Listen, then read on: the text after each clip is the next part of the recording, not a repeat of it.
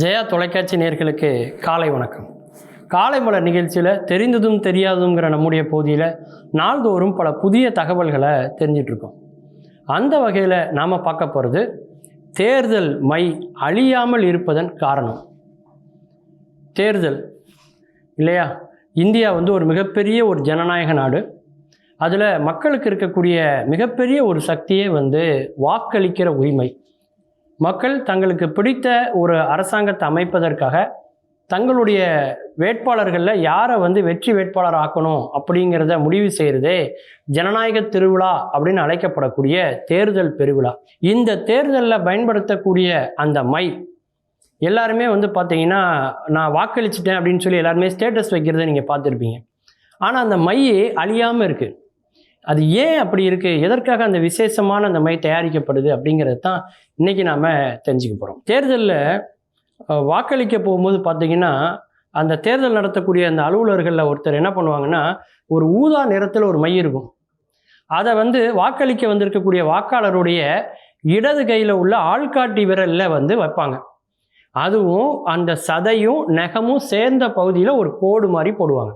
யாருக்காவது அப்படி இடது கையில் அந்த ஆள்காட்டி விரலில் ஏதாவது பாதிப்பு இருந்தால் வலது கை ஆள்காட்டி விரலில் அந்த மையை வைப்பாங்க. வலது கை ஆள்காட்டி விரல்லையும் ஒரு பிரச்சனை இருக்குது அப்படின்னா ஏதாவது ஒரு விரலில் அந்த மையை வைப்பாங்க.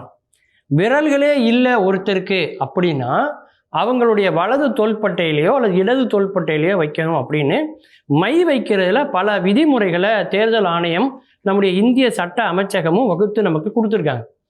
பொதுவாகவே எல்லாருக்கும் எங்கே மை வைப்பாங்க அப்படின்னு பார்த்தீங்கன்னா இடது கையில் உள்ள ஆள்காட்டி விரலில் தான் அந்த மையை வைப்பாங்க. இதை ஒரு அடையாளத்துக்காக வைக்கிறாங்க. இந்தியா சுதந்திரம் அடைஞ்சதுக்கப்புறம் பார்த்தீங்கன்னா 1962 தான் முதல்ல இந்த மையை வச்சுருக்காங்க. கர்நாடகாவில் இருக்கக்கூடிய மைசூரில் நடந்த தேர்தலில் தான் இந்த அடையாள மையை வச்சுருக்காங்க. ஏன் இந்த மையை அன்னைக்கு வச்சாங்க அப்படின்னா, அன்னைக்கெல்லாம் அடையாள அட்டைன்னு ஒன்றே கிடையாது. அப்போது யார் வாக்கு செலுத்தியிருக்கிறாங்க, யார் வாக்கு செலுத்தலைங்கிறத அடையாளம் தெரிந்து கொள்வதற்காகத்தான் இந்த அடையாள மையை வச்சாங்க. இதை பாஸ்பரிக் அப்படின்னு சொல்லுவாங்க. மைக்கு பாஸ்பரிக் மை அப்படின்னு இதுக்கு பெயர். இந்த மையை தயாரிக்கிற நிறுவனத்தினுடைய பெயர் பார்த்தீங்க அப்படின்னாக்கா பெயிண்ட் அண்ட் வார்னிஷ் லிமிடெட் அப்படிங்கிற ஒரு நிறுவனம் தான் இந்த மையை தயார் செய்கிறாங்க.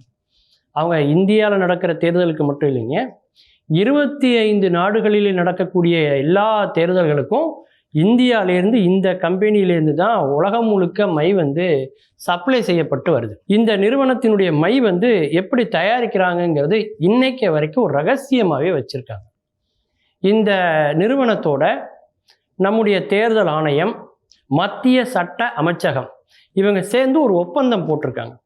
இந்தியாவில் எந்தெந்த மாநிலத்தில் தேர்தல் நடக்க போதோ அதற்கான மையை இவங்க சப்ளை பண்ணணும் அப்படின்னு அவங்க எவ்வளோ கேட்குறாங்களோ அந்த தொகைக்கு தகுந்த மாதிரி அந்த குவான்டிட்டிக்கு தகுந்த மாதிரி சப்ளை பண்ணணுங்கிற ஒரு வரைமுறையை அவங்க வகுத்துருக்குறாங்க. ஒரு அக்ரிமெண்ட்டு போட்டிருக்காங்க. அதுலேயும் பார்த்தீங்கன்னா 5 மில்லி லிட்டர் இருக்கக்கூடிய ஒரு குப்பி, சின்ன பாட்டில், அதில் உள்ள மையை வச்சு பார்த்தீங்கன்னா அதிகபட்சம் பார்த்தீங்கன்னா 300 பேருக்கு அந்த மையை நம்ம வைக்க முடியும். அதாவது 10 மில்லி லிட்டரில் இருக்கக்கூடிய ஒரு பாட்டில் இருக்கக்கூடிய மை அப்படின்னா ஒரு 700 பேர் வரைக்கும் இந்த மையை வைக்க முடியும் அப்படின்னு சொல்கிறாங்க. அது மட்டும் இல்லாமல் கொரோனா போன்ற பெருந்தொற்று நேரத்தில் மட்டும் இல்லாமல் நம்முடைய பண மதிப்பிழப்பு நடவடிக்கை நடந்தது இல்லையா, அப்போ கூட பல பேர் வங்கியில் போய் பணத்தை மாற்றும் போது யார் பணத்தை மாற்றிருக்காங்க மாற்றலை அப்படிங்கிறத தெரிஞ்சுக்கிறது கூட இந்த மையை வைக்கலாமா அப்படிங்கிற ஆலோசனையும் அந்த காலத்தில் ஏற்பட்டது. அப்படி அடையாளப்படுத்துவதற்காக மிக முக்கியமான ஒன்றாக இந்த தேர்தலில் மைக்கக்கூடிய இந்த அழியாத மை பயன்பட்டது. இந்த மை ஏன் அழியாமல் இருக்கு, அந்த தோல்லையும் அந்த நகத்துலையும் சேர்த்து வைக்கக்கூடிய இந்த மை பார்த்தீங்கன்னா தோலில் உள்ள உடம்புல உள்ள செல்களோடு சேர்ந்து 2.5 உடனே கலந்துரும். அதனால் அது அழியாமல் இருக்கும். அந்த இடத்துல உள்ள செல்கள் எல்லாம் அழிந்து புதுப்பிக்கப்பட்டு புதிய செல்கள் வருகிற போது தான் அந்த இடத்துல இருக்கிற மையே அழியும். அதே மாதிரி நகத்தில் இருக்கக்கூடிய மை பார்த்தீங்கன்னா தோலில் இருக்கிற மையாவது ஒரு 4-5 நாளைக்கு வரைக்கும் அழியாமல் இருக்கும். ஆனால் நகத்தில் இருக்க மை அந்த நகமே விழுந்து வேறு நகம் முளைக்கிற வரைக்கும் அல்லது அந்த நகம் வளர்கிற வரைக்கும் பார்த்தீங்கன்னா அந்த மை அப்படியே இருக்கும். இந்த மை வைக்கப்பட்ட நேரத்தில் ஊதா நிறத்தில் அது தெரியும். அந்த மை 2-3 நாட்களுக்கு அப்புறம் பார்த்தீங்கன்னா அது அடர் நிலத்துக்கு மாறும். அதாவது 7% 25% வரைக்கும் அது அடர்த்தியாக அது மாறிடும். ஏன்னா அதில் இருக்கிறது வந்து பார்த்திங்கன்னா சில்வர் நைட்ரேட் அப்படின்னு சொல்லக்கூடிய ஒரு வேதிப்பொருளால் தயார் செய்யப்பட்டது தான் இந்த தேர்தலில் பயன்படுத்தக்கூடிய இந்த அழியாத மை. அந்த சில்வர் நைட்ரேட் வந்து என்ன ஆகும்னா சில்வர் குளோரைடாக அது நிச்சயது மாறுகிறது, வேதிவினை புரிகிறது. புற ஊதா அப்படின்னு சொல்லக்கூடிய வெளியில் இருக்கக்கூடிய இந்த அட்மாஸ்பியரில் வந்து அந்த மை பட்ட உடனே நம்ம உடம்புல உள்ள செல்களோடு சேர்ந்து ஒரு வேதிவினை நிகழ்கிறதுனால இது அழியாத மையாக இது வந்து மாறுது. எதுக்காக இந்த மையை பெரும்பாலும் பயன்படுத்துகிறாங்க அப்படின்னா ஆள் மாறாட்டம் செஞ்சிடக்கூடாது. ஏற்கனவே தேர்தலில் வாக்கு செலுத்தின ஒருத்தர் மறுபடியும் போய் இந்த மையை அழிச்சிட்டு மறுபடியும் 2வது முறை வந்து அவர் இந்த வாக்கை செலுத்திடக்கூடாது அப்படிங்கிறதுக்காகத்தான் இந்த தேர்தல் நேரத்தில் இந்த அழியாத மையை வந்து அவங்க வந்து பயன்படுத்துகிறாங்க.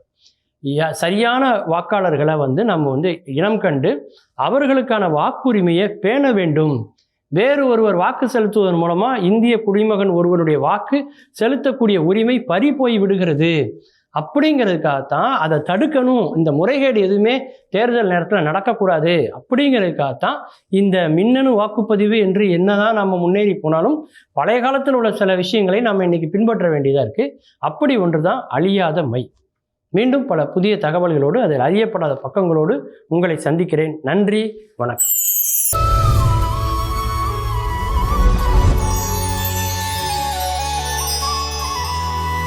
எல்லா பிரச்சனைகளையும் பேசி தீர்த்துக்கலாம் அப்படின்னு தான் எல்லா பிரச்சனை பற்றியும் பேசிக்கிட்டு இருக்கோம். பெரிய சண்டை முதற்கொண்டு வீட்டு சண்டை வரைக்கும் எல்லா பிரச்சனைகளையும் பேச்சுவார்த்தைகள் மூலமாக தீர்த்துக்கலாம் அப்படின்னு சொல்கிறோம்.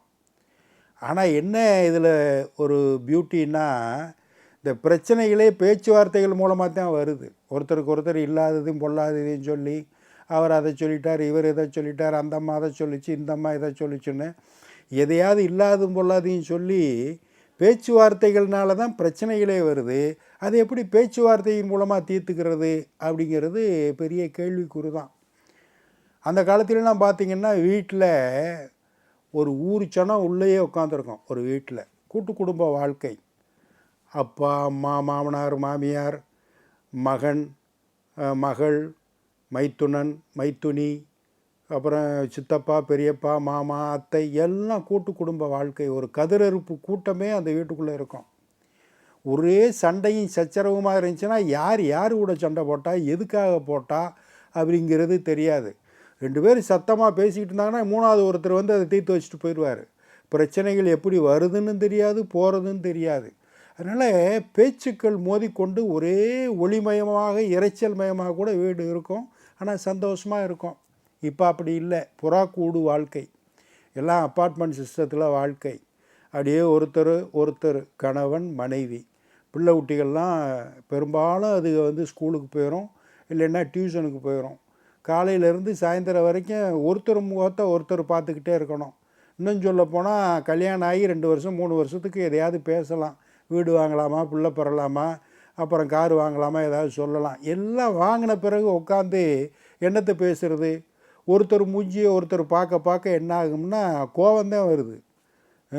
அப்படியெல்லாம் நிலைமைகள் வந்து நாட்டில் வீடுகளில் இருக்கத்தான் செய்யுது.